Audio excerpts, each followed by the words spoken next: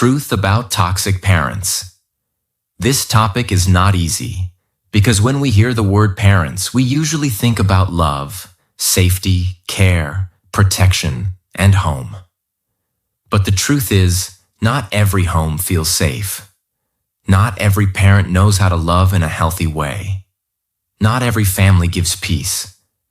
Sometimes the same people who should protect a child's heart become the reason that child feels afraid, ashamed, confused, and broken inside. This video is not made to spread hate against parents. This video is not made to disrespect family. This video is made to understand the truth. Because many people grow up in toxic homes and still blame themselves. They think, maybe I am too sensitive. Maybe my pain is not real.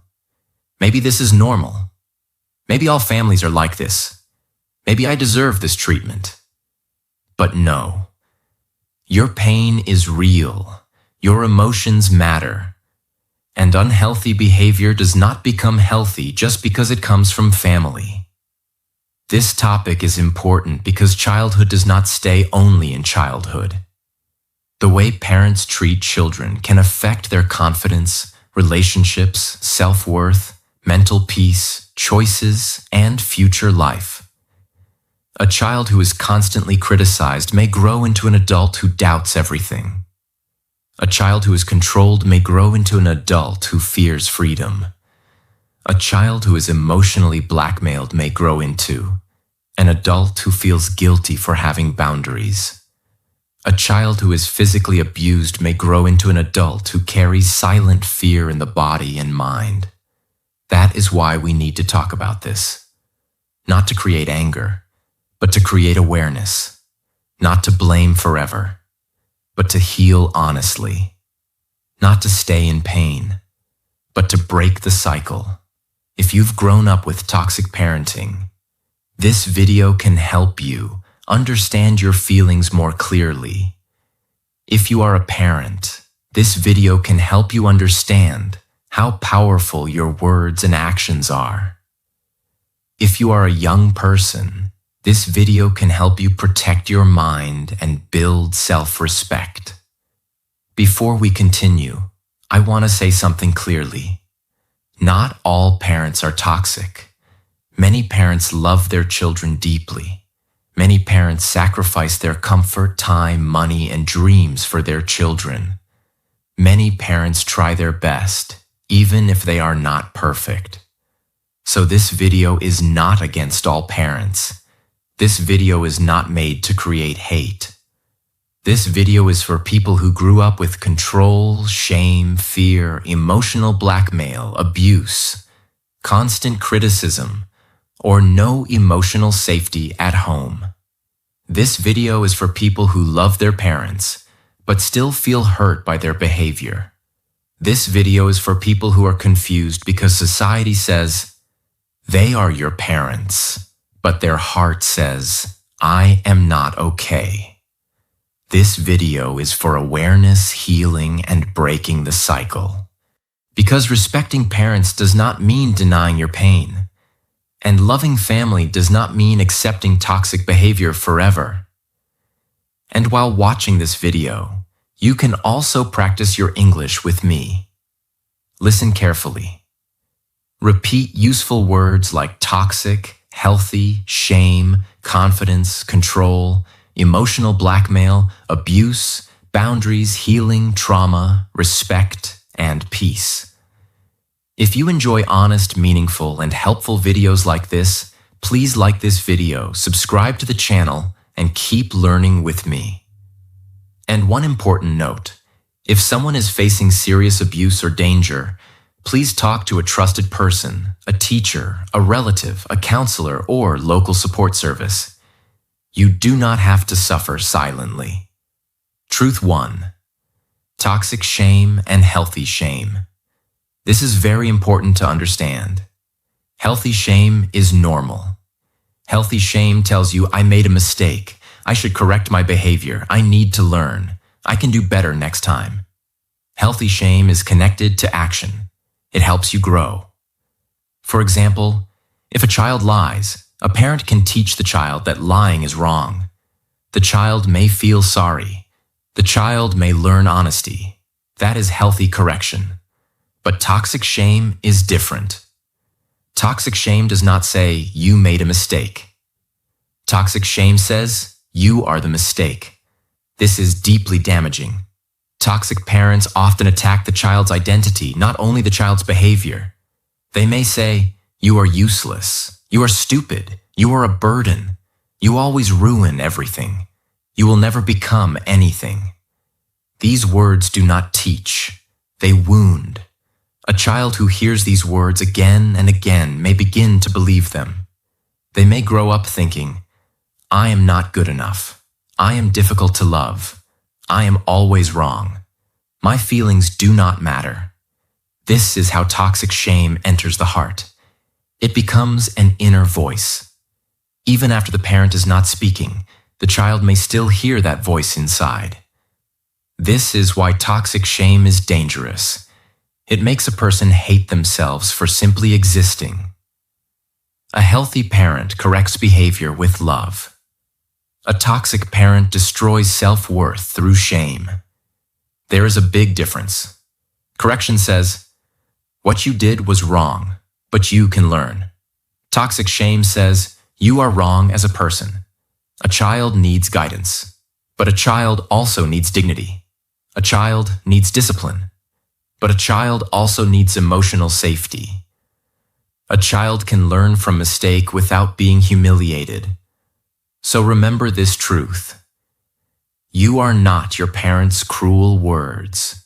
You are not the shame they placed on you. You may have made mistakes, but you are not a mistake.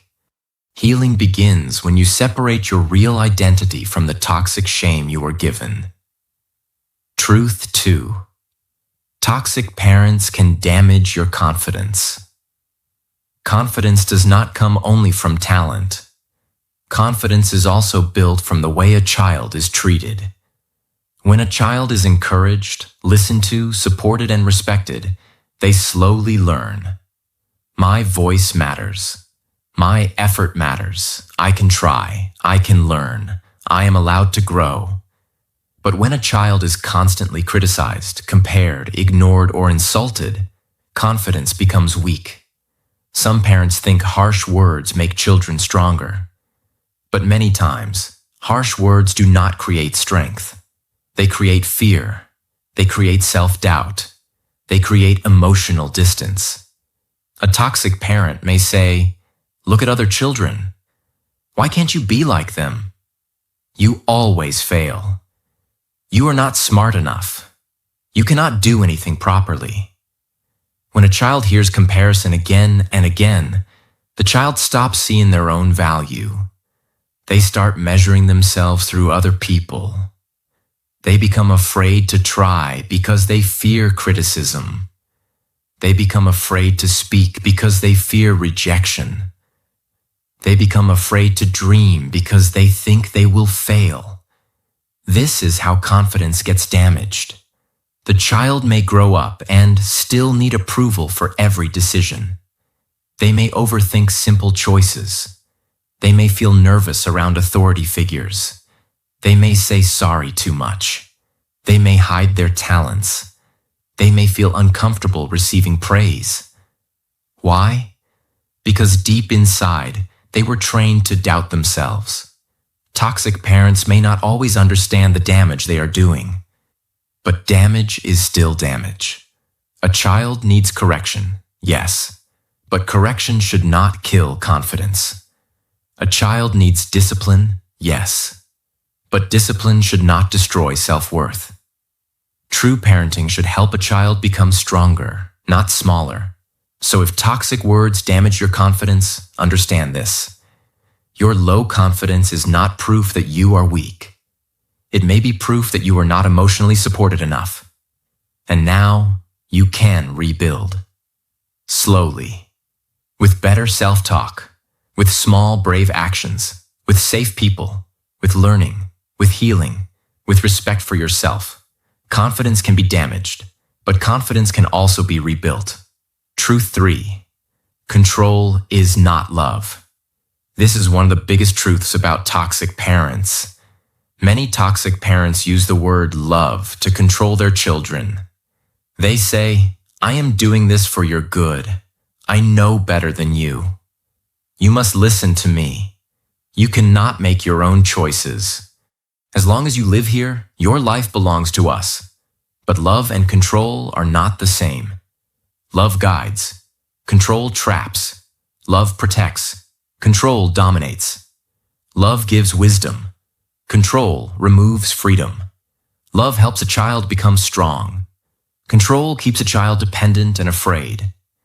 Parents should guide children, especially when they are young. That is natural. Children need safety. They need rules. They need direction. But as children grow, they also need space to think, choose, learn, and become themselves. A toxic parent does not allow this. A toxic parent may control clothes, friends, studies, career, marriage, emotions, dreams, and even thoughts. The child starts feeling, "I cannot be myself. I cannot say what I really feel. I cannot choose my life. If I disagree, I am a bad child." This is painful. Because when control is called love, the child becomes confused. They think love means pressure. Love means fear. Love means losing freedom. Love means obeying even when the heart is suffering. But healthy love does not destroy individuality. Healthy love says, "I will guide you, but I will not own you. I will protect you, but I will also respect you. I will advise you, but I will not force your whole life." Control creates fear. Love creates safety. Control creates silence. Love creates honest communication. Control creates rebellion or weakness. Love creates responsibility. So remember this. If someone controls you, threatens you, silences you, and calls it love, it does not automatically make it healthy love. You can respect your parents and still understand that control is not love. You can love your family and still need freedom. You can be grateful for what they did and still admit that some behavior hurt you. That honesty is not disrespect. It is awareness. Truth 4. Emotional blackmail is not care. Emotional blackmail happens when someone uses guilt, fear, silence, tears, anger, or emotional pressure to control your choices. In toxic families, this is very common. A parent may say, "After everything I did for you, you are doing this to me? If you love me, you will obey me. You are selfish. You will regret this when I die. You only care about yourself. You are breaking my heart." These words can make a child feel trapped. The child may stop making healthy choices because they feel guilty. They may sacrifice their peace to avoid hurting the parent. They may say yes when their whole heart wants to say no. This is emotional blackmail. And it is not care. Real care does not force love through guilt. Real care does not control through fear. Real care does not punish a child for having a voice. Emotional blackmail is powerful because children naturally want to love their parents. They do not want to hurt them. They do not want to disappoint them. So when parents use guilt, the child feels responsible for the parent's emotions. But listen carefully. A child is not responsible for managing a parent's every feeling. A child can be respectful, but they cannot live their whole life as an emotional servant. Healthy parents can feel disappointed and still speak maturely. Toxic parents make their disappointment feel like a weapon. They may use silence. They may stop talking for days. They may act like the child is cruel. They may turn the whole family against the child. This creates emotional fear. And over time, the child learns to abandon themselves just to keep peace. But that is not real peace. That is survival. Emotional blackmail teaches a person to choose guilt over truth. Healing teaches a person to choose honesty with respect. So remember this: you can love your parents without obeying every emotional pressure. You can care about their feelings without destroying your own life. You can say no with respect. You can choose peace without becoming heartless. Emotional blackmail is not love. It is control wearing the mask of care. Truth 5. Parental physical abuse is never normal. This truth must be said clearly. Physical abuse is not love. Physical abuse is not healthy discipline. Physical abuse is not for your own good. Physical abuse is violence. And violence can leave deep wounds in the body, mind, and soul. Some people grow up hearing, "They hit you because they love you." This is normal in families. We also experience this. It made us strong. You should forget it. But pain does not become healthy just because it is common. A child may obey after being hit. But obedience from fear is not the same as learning from respect. Physical abuse can make a child afraid of home, afraid of mistakes, afraid of speaking, afraid of asking questions, afraid of being honest. It can also create anger, anxiety, shame, low confidence, and trauma. Some children become silent. Some become aggressive. Some become people pleasers. Some learn to hide everything. Some grow up thinking love and violence are connected. That is very dangerous. Discipline should teach. Abuse only terrifies. Discipline corrects behavior. Abuse damages safety. Discipline can be firm, but abuse crosses the line into harm. A child needs boundaries, rules, and guidance. But a child also needs protection from fear and violence. If a parent cannot control their anger and uses physical force to hurt the child, that is not healthy parenting. It is abuse. And if you experience this, please understand, it was not your fault. You did not deserve violence. You deserved safety. You deserved patience. You deserved guidance without fear. This does not mean you must live with hate forever. Healing may include forgiveness for some people, but forgiveness does not mean denying the truth. Forgiveness does not mean calling abuse normal. Forgiveness does not mean allowing the same harm again. The truth must be named before healing can begin. If someone is still facing physical abuse, they should not stay silent. They should reach out to a trusted adult, teacher, counselor, relative, local support service, or emergency help if needed. Your safety matters. Your body matters. Your peace matters. No child should feel unsafe in the place they call home, and no one should be forced to call violence love. Truth 6. How to recognize narcissistic patterns. First, understand this clearly. We should not casually diagnose someone as a narcissist. A real diagnosis should be done by a trained mental health professional. But we can still recognize unhealthy patterns. And in toxic families, narcissistic patterns can hurt children very deeply. A narcissistic parent often cares more about control, image, ego, and being right than about the child's real emotions. From outside, they may look responsible. They may look respected. They may look like a good parent in front of people. But inside the home, the child may feel unseen, unheard, and emotionally unsafe. This is one of the most confusing parts. The world may praise the parent, but the child knows another truth. The parent may act kind outside, but cruel inside. They may smile in public, but shame the child in private.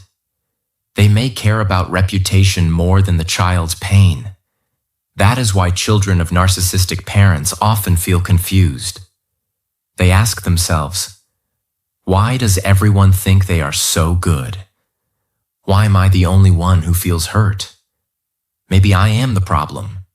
This confusion is part of the damage. A narcissistic pattern often includes blame shifting. They do something hurtful, but instead of accepting it, they blame you. If they shout, they say you made them angry. If they insult you, they say you are too sensitive. If they hurt you, they say they were only trying to help. If you speak the truth, they say you are disrespectful. Slowly, the child starts doubting their own reality. This is very dangerous, because when a child cannot trust their own feelings, they become easier to control. Another pattern is lack of empathy. Empathy means the ability to understand another person's feelings. A healthy parent may not always agree with the child, but they still care about the child's emotional pain. A narcissistic parent may see the child's pain as an attack. If the child says, "You hurt me," the parent may not listen. They may say, "After everything I did for you, you are blaming me?" So the child's pain is ignored, and the parent becomes the victim. This is emotionally exhausting, because the child is hurt, but still forced to comfort the parent. Another pattern is image obsession. The parent may care deeply about what relatives, neighbors, society, or outsiders think. They may say, "What will people say? Do not make us look bad. Do not tell anyone family matters. Act normal outside." This teaches the child to hide pain for the sake of family image. But a family that protects image more than truth creates silent suffering. A child should not have to pretend everything is fine just to protect a parent's reputation. Another pattern is conditional love. Conditional love means love is given only when the child behaves the way the parent wants. If the child obeys, they receive approval. If the child disagrees, love becomes cold. The parent may stop talking. They may insult. They may punish emotionally. They may withdraw affection. This teaches the child, "I am loved only when I obey." That is not healthy love. Healthy love can correct. Healthy love can guide. But healthy love does not disappear every time the child becomes honest.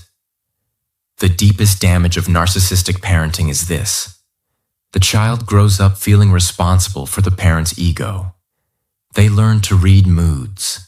They learn to stay quiet. They learn to apologize even when they are not wrong. They learn to shrink themselves so the parent does not explode. And later, as adults, they may struggle to know who they really are. So remember this truth. If a parent always needs to be right, never accepts mistakes, attacks your feelings, protects image more than truth, and makes you feel guilty for having your own mind, that is not healthy parenting. That is a pattern you need to recognize. Recognition is the beginning of freedom, because once you see the pattern, you stop blaming yourself for everything. Truth 7. Ways families influence children to choose bad partners. This is a painful truth that many people do not understand. A child's first idea of love usually comes from home. Before a child falls in love with anyone outside, the child learns love inside the family. They watch how parents speak. They watch how anger is handled. They watch how respect is given or removed. They watch how conflict happens. They watch whether love feels safe or scary. And slowly, the child's heart learns a pattern. If the home is healthy, the child may learn. Love should feel safe. Love should include respect. Love should allow honest communication. Love should not be full of fear. But if the home is toxic, the child may learn something very different. They may learn love means control. Love means jealousy. Love means shouting. Love means guilt. Love means silent treatment. Love means begging for attention. Love means accepting pain to keep someone close. This becomes dangerous later, because when that child grows up, they may feel attracted to people who repeat familiar pain. Not because they want pain, but because pain feels familiar. Sometimes people do not choose what is healthy. They choose what feels normal. And if childhood was full of emotional chaos, calm love may feel boring at first. Respect may feel strange. Space may feel like rejection. Peace may feel unfamiliar. This is how family pain can affect romantic choices. A person who is ignored by parents may chase emotionally unavailable partners. A person who is controlled by parents may accept controlling partners. A person who is constantly criticized may stay with someone who insults them. A person who had to earn love may choose someone who makes love feel like a test. This is not stupidity. This is conditioning.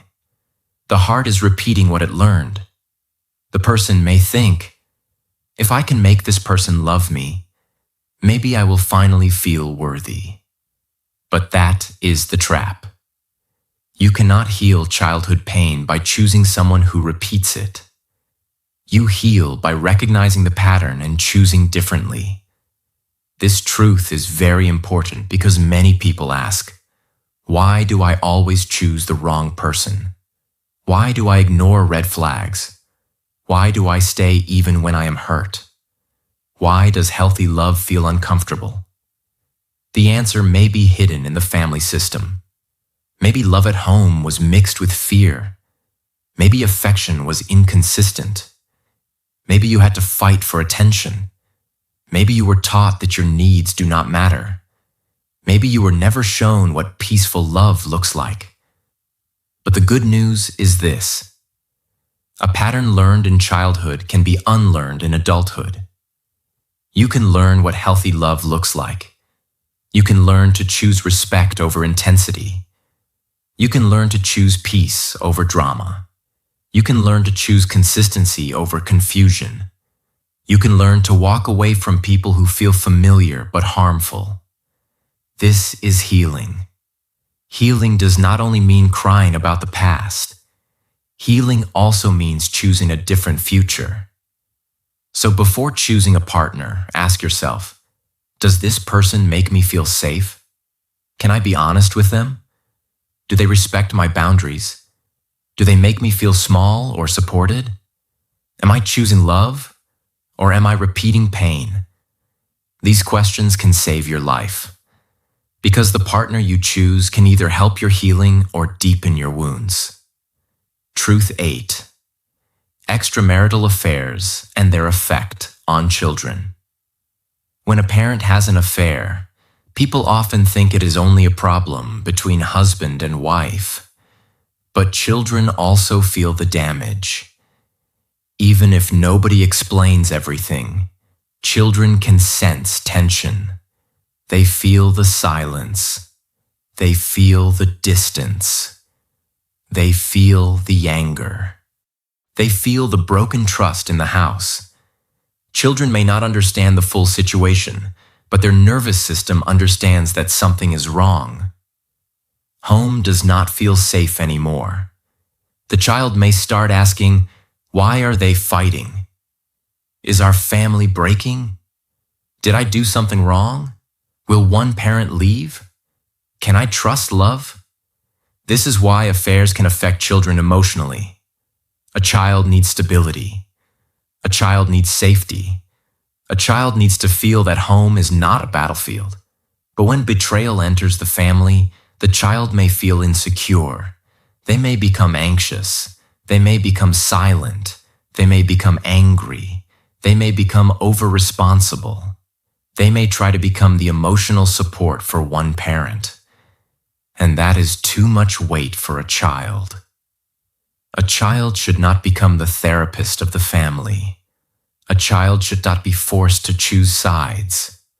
A child should not be used as a messenger between parents. A child should not hear adult details that their heart is too young to carry. One of the most damaging things is when parents pull the child into the conflict. One parent may say, "See what your father did," or "See what your mother did." The child becomes trapped between love and loyalty. They may feel guilty for loving both parents. They may feel pressure to hate one parent.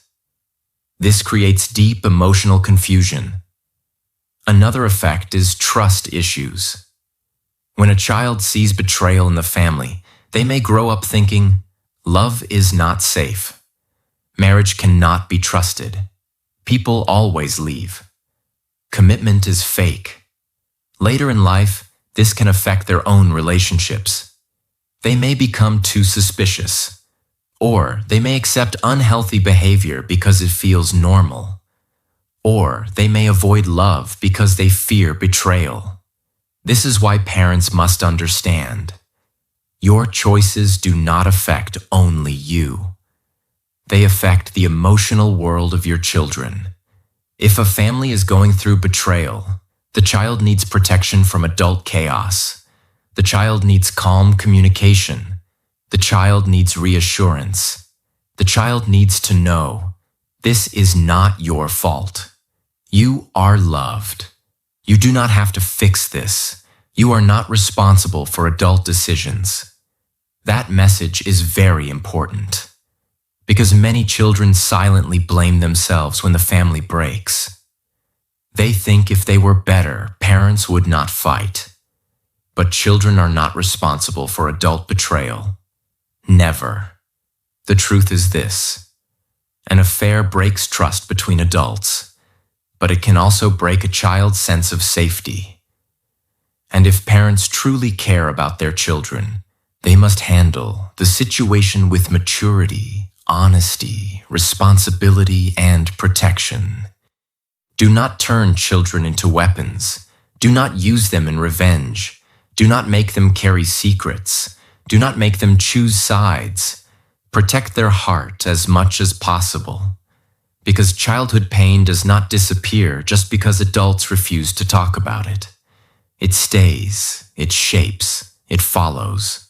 But with honesty, support, and healing, the damage can be reduced. Children deserve truth in a safe way.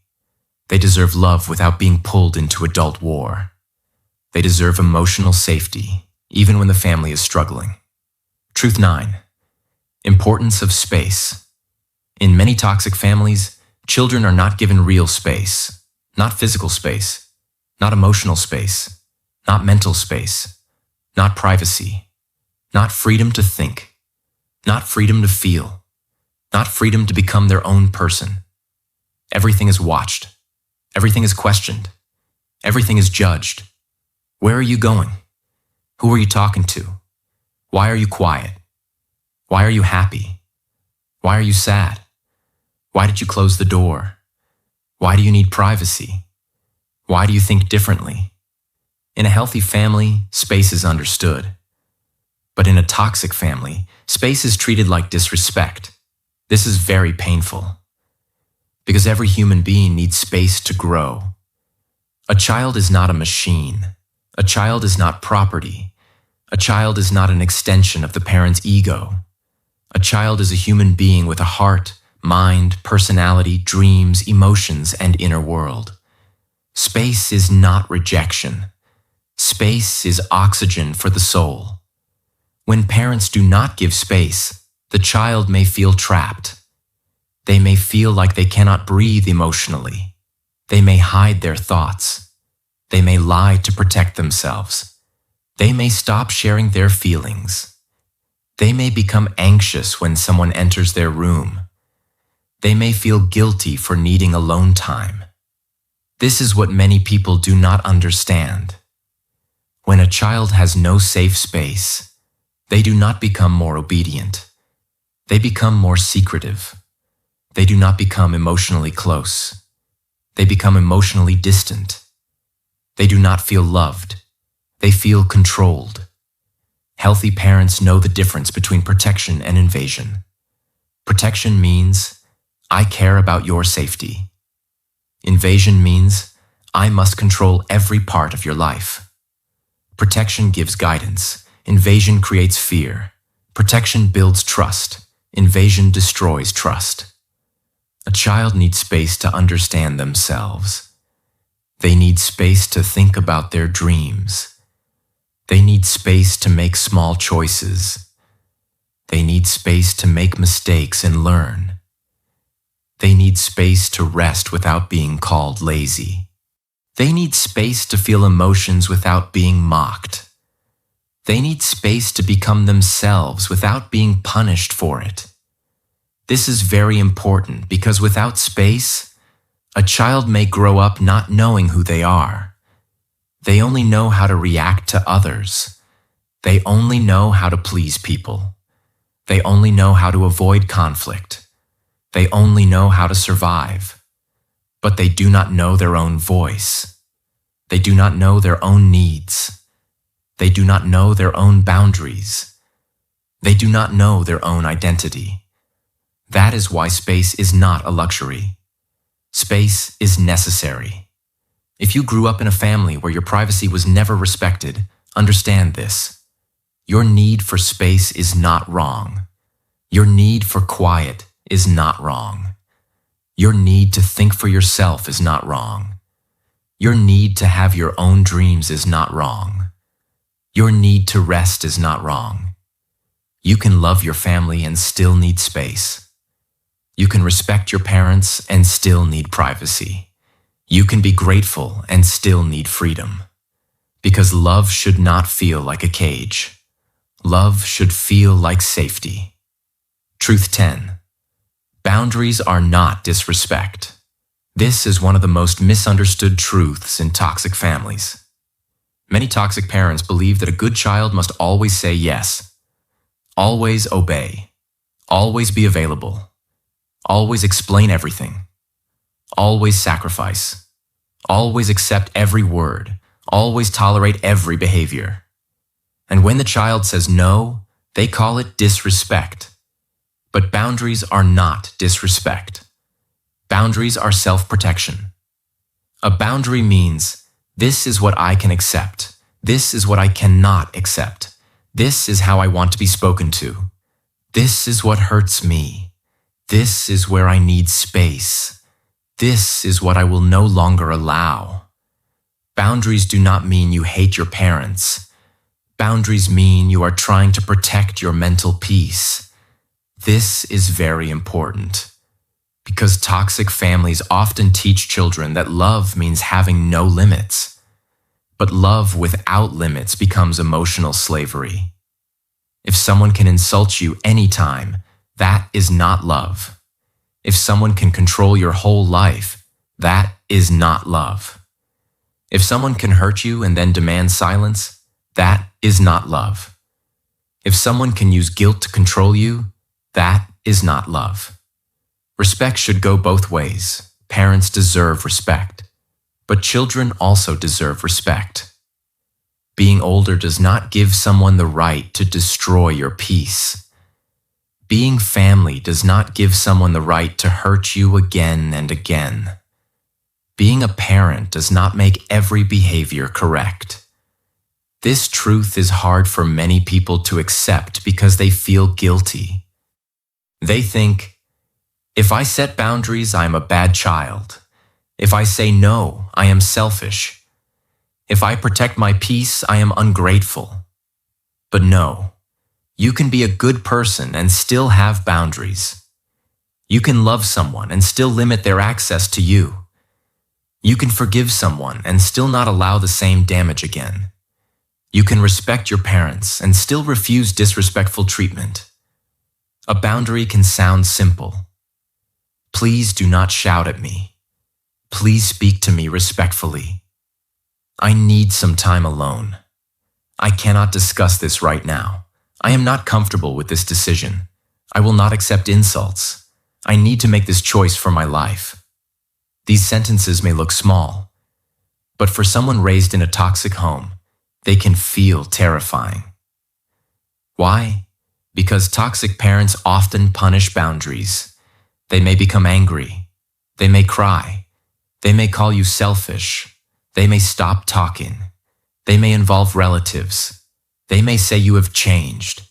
But sometimes you have changed simply means you are no longer easy to control. That is a painful but honest truth. When you start healing, some people will not celebrate your boundaries because your old silence benefited them. Your old fear made things easy for them. Your old guilt gave them control.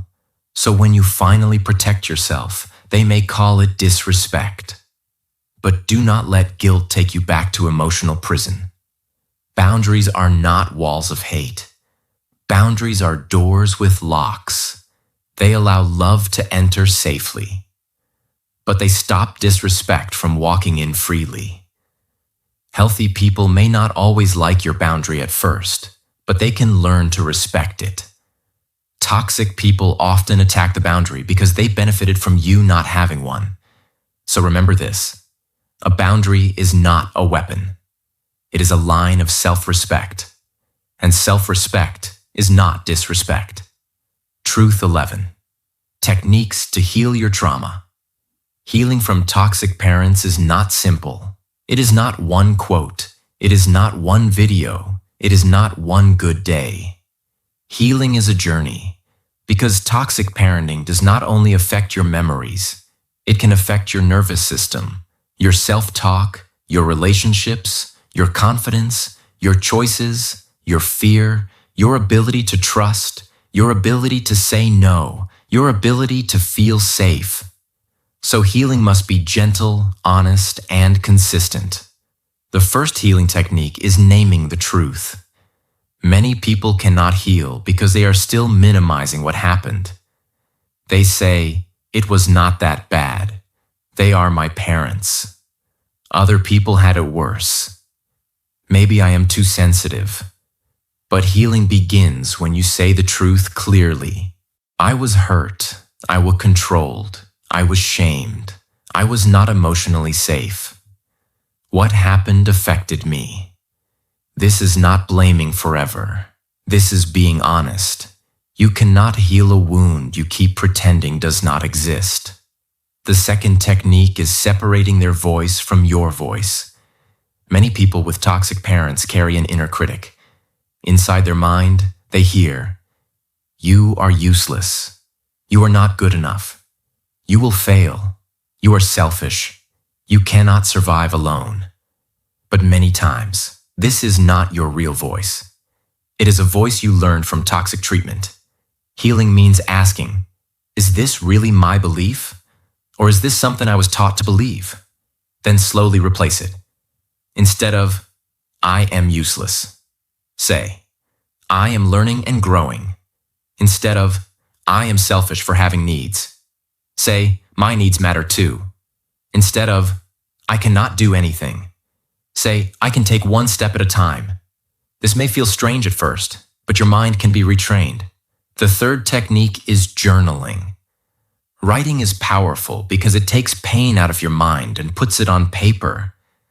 When thoughts stay inside, they become heavy. When you write them, you begin to see them more clearly. You can write, "What hurt me? What did I need but never received? What am I still carrying? What do I want to believe about myself now? What boundaries do I need? What kind of person do I want to become?" Journaling helps you understand your emotions instead of being controlled by them. The fourth technique is finding safe people. Healing becomes easier when you have at least one safe person. A safe person listens without mocking you. A safe person does not use your pain against you. A safe person respects your emotions. A safe person does not force you to forgive before you are ready. A safe person helps you feel less alone. This person can be a trusted friend, relative, teacher, mentor, counselor, or therapist.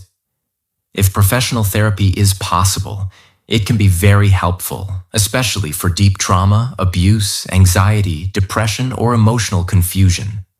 There is no shame in getting help. You do not have to heal alone. The fifth technique is learning body safety. Trauma is not only in thoughts. Sometimes trauma lives in the body. You may feel tension, fear, fast heartbeat, shaking, stomach pain, restlessness, numbness. You may react strongly to shouting, footsteps, silence, or certain words. That does not mean you are weak. It means your body learned danger. So healing also means calming the body. Breathe slowly, relax your shoulders, walk outside, drink water, sit in silence, listen to calming sounds. Place your hand on your heart and remind yourself, I am safe in this moment. My past is not happening right now. I can breathe. I can return to peace. The sixth technique is grieving what you did not receive. This is very deep. Many people try to heal by saying, it is okay. But inside, they are still grieving. Maybe you did not receive emotional support. Maybe you did not receive gentle words. Maybe you did not receive protection. Maybe you did not receive appreciation. Maybe you did not receive a safe childhood. Healing means allowing yourself to feel that loss. You may need to cry for the child you were, the child who needed love, the child who needed safety, the child who needed someone to say, I see you, I hear you, you matter. You are not a burden. This grief is painful, but it is also freeing. Because when you grieve honestly, you stop pretending you were not hurt. The seventh technique is building a new life slowly. Healing is not only looking back, healing is also moving forward. Build routines that support you. Practice self-respect. Choose better relationships. Learn emotional regulation. Set small boundaries. Take care of your body. Learn skills. Create goals. Become financially and emotionally stronger where possible. Every healthy choice tells your mind, my life is not controlled by my past forever. This is powerful, because trauma may explain some of your pain, but it does not have to define your whole future. You can heal, you can grow, you can become peaceful, you can become different. Truth 12. Break the cycle and become different. This is the most powerful truth, because the goal is not only to understand toxic parents. The goal is to stop the pain from continuing. Many people who were hurt in childhood carry two dangers. One danger is becoming broken by the pain. The other danger is becoming the same kind of person who hurt them. This is why awareness is so important. If you do not heal what hurt you, you may repeat it. Maybe not in the same way, but in some form. You may become controlling because you were controlled. You may become emotionally cold because nobody comforted you. You may shout because shouting was normal at home. You may manipulate because guilt was used on you. You may choose toxic partners because chaos feels familiar. You may hurt your children because you never learned healthy love. This is how cycles continue. Pain passes from one generation to another. A parent was hurt by their parent. Then they hurt their child. Then that child grows up and hurts someone else. And everyone says, this is normal. But someone has to stand up and say, no, this ends with me. That person can be you. Breaking the cycle does not mean you had a perfect past. It means you refuse to create the same pain in the future. It means you learn what your family never taught you. You learn emotional maturity. You learn healthy communication. You learn self-control. You learn boundaries. You learn kindness. You learn apology. You learn respect. You learn how to love without control. You learn how to correct without shame. You learn how to be strong without being cruel. This is not easy, because when you break a cycle, you may feel lonely. You may be misunderstood. You may be called rebellious. You may be called too sensitive. You may be told, "We raised you like this, and you turned out fine." But deep inside, you know the truth. Surviving is not the same as being fine. Being functional is not the same as being healed. Smiling outside is not the same as having peace inside. So you decide, I will not normalize what wounded me. I will not romanticize pain. I will not call fear respect. I will not call control love. I will not call abuse discipline. I will not pass this poison to the next generation. That decision is powerful. That decision is brave. That decision can change the future of a family. Because when one person heals, the chain begins to weaken. When one person speaks honestly, silence begins to break. When one person chooses boundaries, the next generation learns self-respect. When one person chooses kindness, love becomes safer. When one person becomes different, the family story can begin to change. Breaking the cycle does not mean you become perfect. You may still make mistakes. You may still feel triggered. You may still struggle. You may still have days when the old pain comes back. But the difference is this: you are aware. You are trying. You are learning. You are not proudly continuing the damage. You are choosing growth. And that makes you different. So if you came from a toxic family, remember this: you are not cursed to repeat the same story. You are not trapped forever inside the pain that raised you. You can become softer without becoming weak. You can become strong without becoming cruel. You can love without controlling. You can protect yourself without hating everyone. You can build a peaceful life, even if you did not grow up in a peaceful home. The cycle can end with you. The shame can end with you. The fear can end with you. The silence can end with you. The violence can end with you. The emotional blackmail can end with you. The unhealthy love can end with you. And one day, someone may feel safe because you chose to heal. Someone may feel loved because you chose to become different. Someone may grow up peacefully because you refused to pass forward what broke you. That is real strength. Not revenge, not hate, not bitterness. But healing so deeply that the pain does not continue through you.